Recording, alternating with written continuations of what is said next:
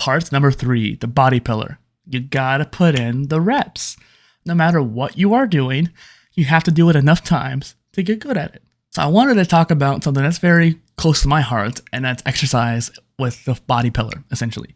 So in the last episode, we talked about the mind pillar and how self-education is the foundation of the mind pillar. Well, in the body pillar, exercise is the foundation to the body pillar. And while there is the importance of nutrition and making sure that if you're healthy, like obviously if you're sick, that's going to make a huge difference.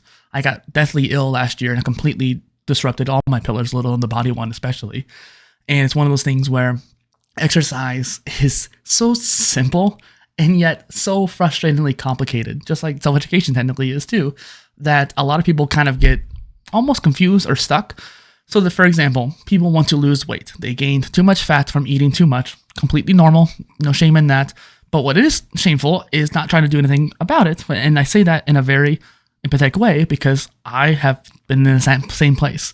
I gained extra weight over quarantine, too much sweets, too much alcohol, and I did not take care of myself. And I didn't do anything about it until late 2021 or 2022, early 2022. And so for me, I'm giving myself crap for that same thing. Point is, if you want to make a change in your body, then you have to do something to change it. And I know that this is going to rile up some feathers, and I'm not trying to. The point of this episode is not to make anybody feel any badness. The point of this episode is not to make people feel bad. The point of this episode is to show you how simple it is to fix it. It just takes a while. And that's why I meant at the beginning, you got to put in the reps. The more reps you do, the more practice you get and perfection you get in your form, but also the more calories you're burning. And here's where this distinction kind of comes into play. There's cardio and then there's strength training. Strength training is what most people need. Everybody needs cardio because we need to make sure our heart is pumping well and have a good enough strength in our heart to make it last, right? We want to make it last until we're 80, 90 and have it strong even when we're in our elderly age, golden years. However, pushing the lungs and the heart is not too difficult once you have gotten started. I think that there are some people who maybe are really having a hard time with that, and that's fair. Go in the pool where it's safe and you can kind of push your heart by just getting resistance and walking in water, or go for a walk. Honestly, walking is the best thing you can do.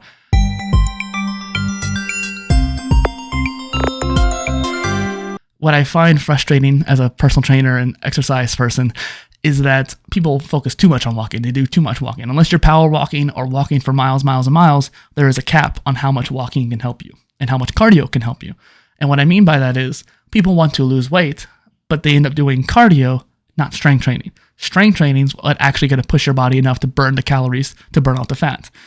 Cardio has a kind of cap, at least for the most part, unless you're doing some more extreme stuff like swimming or triathlons, stuff like that.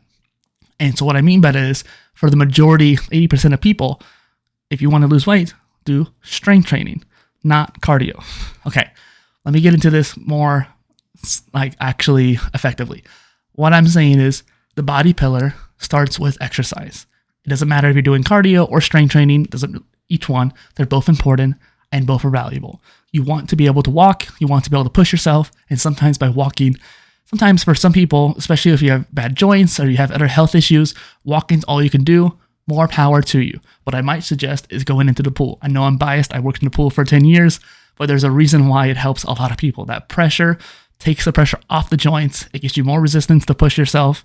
And there's also equipment you can use to make even more resistance. So by going in the pool, you can still do the same thing you're doing, but get a little bit more progress out of it. And so if you are in that case, this is not for you. You're at 20% where you might have to be a little bit more careful about what you do. I taught the classes from, 6-month-year-old babies how to swim with their parents to the people in their 70s, 80s, and 90s in the arthritis class. I taught all along the spectrum of any age, basically any capability, from strong to weak to people who are just sick or super healthy. It doesn't really matter. What matters is that you put in the reps. What those reps look like is dependent on you, what your body pillar is capable of. And this is why at the beginning, some people might have been kind of annoyed with what I was saying because it sounded like I was being very apathetic or uncaring. It's actually the opposite. I care so much that I kind of disregard a lot of that mindset. Like, limitations. I don't believe in those limitations unless they are physically like your knee cannot bend in that way. For example, you have a fused or maybe a fused joint in your back or something like that. You physically can't turn your neck. Okay, cool. We'll figure out something else for you.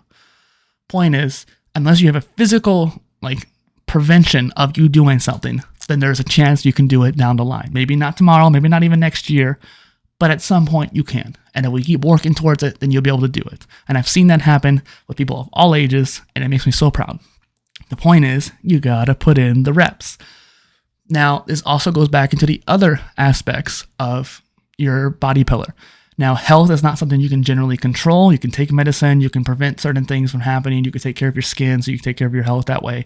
You can prevent some things. And so active prevention, taking your vitamins, eating healthy to prevent health issues, that is something you can do.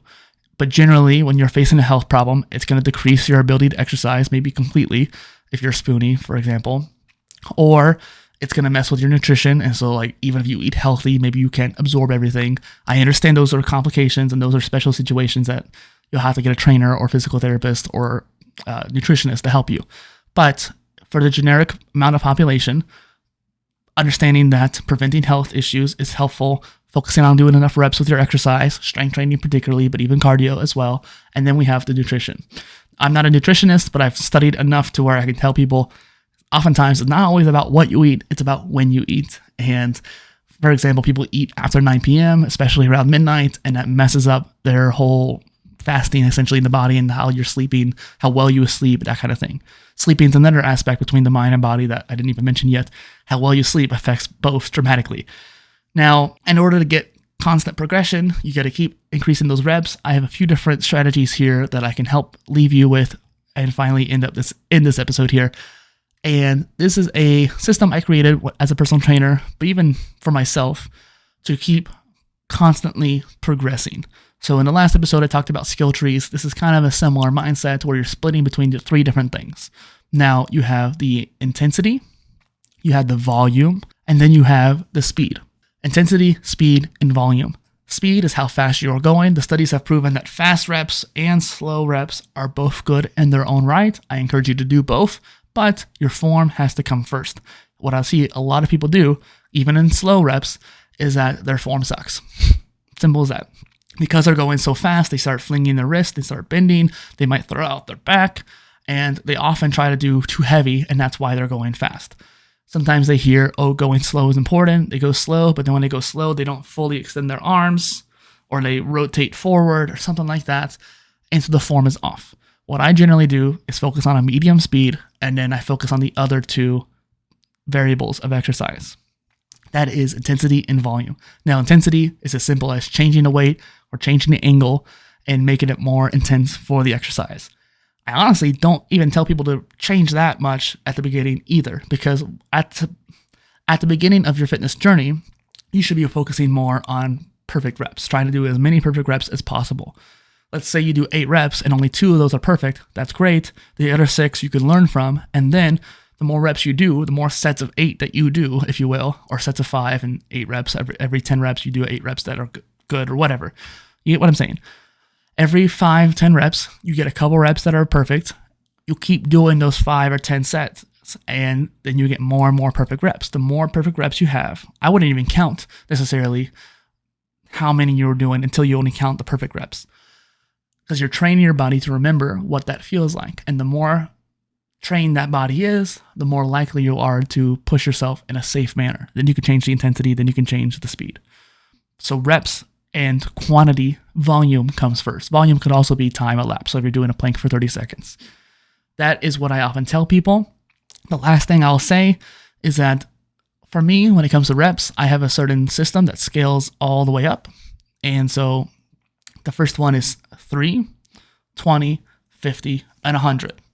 The 3 is for whenever you are doing something really hard. So the first day I ever curled 100 pounds, for example, that was after years and years and years of doing curls. I had the strength, I had the form. It still was hard, but I was able to do 3 reps, and I didn't want to do any more than that because it's dangerous to push yourself too hard with something that heavy. And so, but 3 reps gives you enough data to tell you what you did right and what you did wrong. 20 is actually kind of my normal stat that I generally do for almost everything. If I feel like 20 is not enough and I want to push myself, I'll jump to 50. I'll probably fail the first 6 times trying to get to 50. But guess what? You fail at 38, then 44, then 46, and then eventually you get to 50. And so by aiming for 50, you fail and get almost double what you did before. And then the same thing goes for the 100. The 100 is kind of out there, and I only do that with stuff that I'm really good at or really used to. In fact, for most people, you can probably just ignore that and just focus on the first 3. But that scale allows you to level up a lot more effectively. And I think that's a great way to end this episode. If you have any questions, comments, or concerns, please leave them below. Again, nothing I said in this episode was meant to offend anybody or make you feel like you're not doing enough. I just want to encourage you to do more.